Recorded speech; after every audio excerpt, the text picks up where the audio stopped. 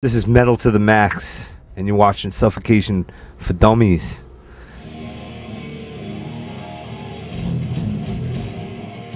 I'm Guy Marche, and this right here, Derek Boyer. Frank Mullen. Frank Mullen. And so here we are.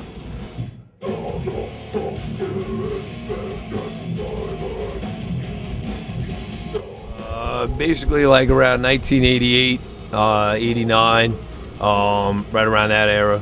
And so pretty much, this is kind of like the 20 years of Suffocation, because the first album that ever came out was Effigy of the Forgotten, and that was back in 1989. I mean, the demo and the EP came out before that, but first full-length album was 1989.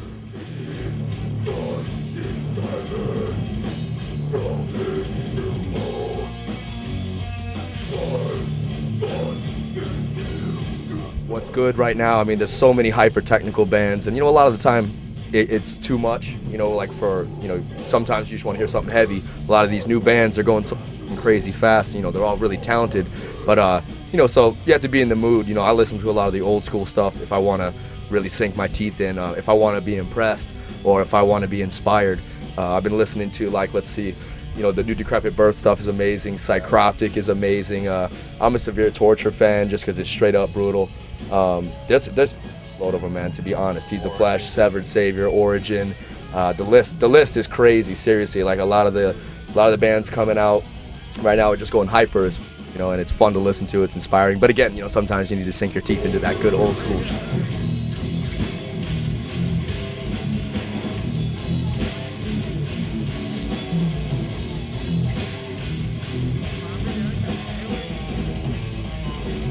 As for all the genres, yeah, I mean, you're getting right now, you took metal and then, obviously rock, made up metal, and then metal made speed metal and thrash metal, and then eventually death metal. And now you're getting all these like sub-genres of death metal out there where you got, like Suffocation's like brutal death metal, then you got your evil death metal, or your, you got, that's all like the cliche. Now you're getting a lot of these hyper death metal bands that are like the Origins and math metals. Yeah, I mean, you got your Meshuggahs, another great band, but you're sitting there doing equations. If you can kind of just bob your head to it, you're lucky, because it's just crazy. I mean, from most musicians, Mall metal.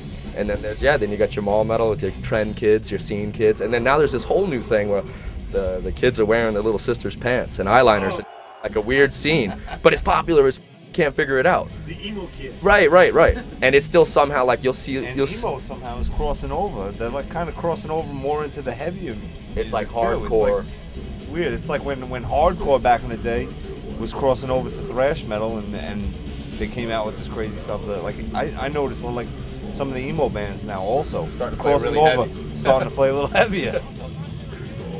But they're playing the heavy stuff, so still screaming, but yeah, that same kind of thing. And like when you ask them, they're a straight up death metal band, even though their fans consider them something else.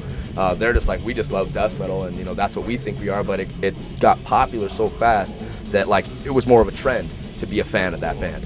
And then, like, for example, they'll wear Suffocation shirts or Morbid Angel shirts, and the kids don't even know who Suffocation and Morbid Angel is. And we don't discriminate against any of our fans. I mean, it can come from 2-year-old children all the way up to 85-year-old grandmothers. I don't care. I don't care what you wear. I don't care, what you're into or anything like that. If you're a fan of Suffocation's music, you're a fan of Suffocation's music. I mean, that's just, that's just straight up how it is.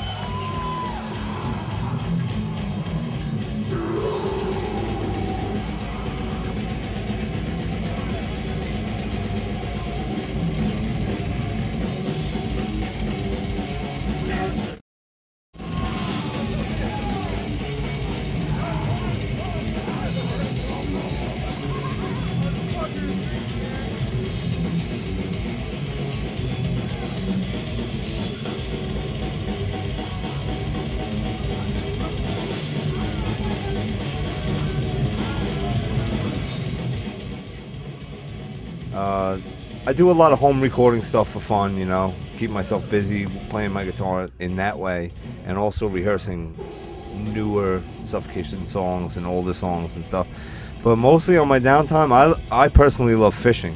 I'm out all the time fishing, man. I got a boat. I go out. I'm hardcore. I can't wait to get back to fishing because I lose weight when I'm fishing.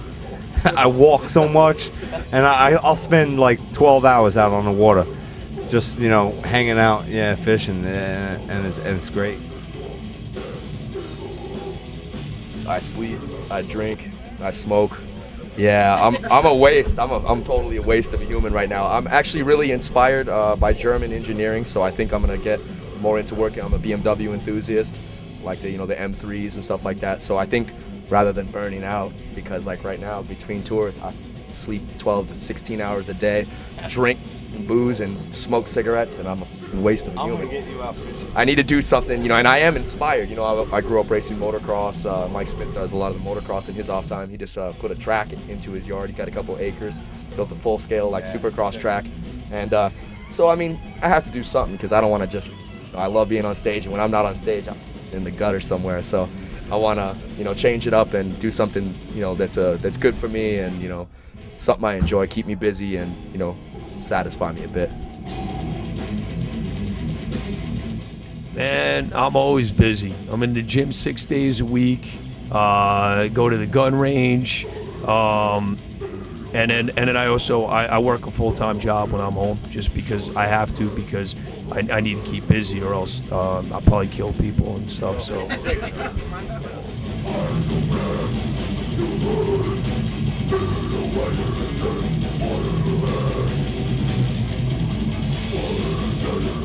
Yeah, it's supposed to be like a May release, or maybe early June. Something in time for the summer Slaughterfest. The record is a wrecking machine. It's we're just going back and forth with the guy who's mixing it, and it's coming out crazy. We're really happy with the songs are good, the performances are good, the production is super heavy, and yeah, we're really proud. We're really happy. So can't wait for you all to check it out. Blood Oath.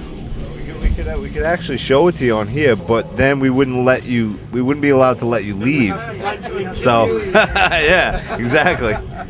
Yeah, it would be bad. It would be ugly, so we can't really do it.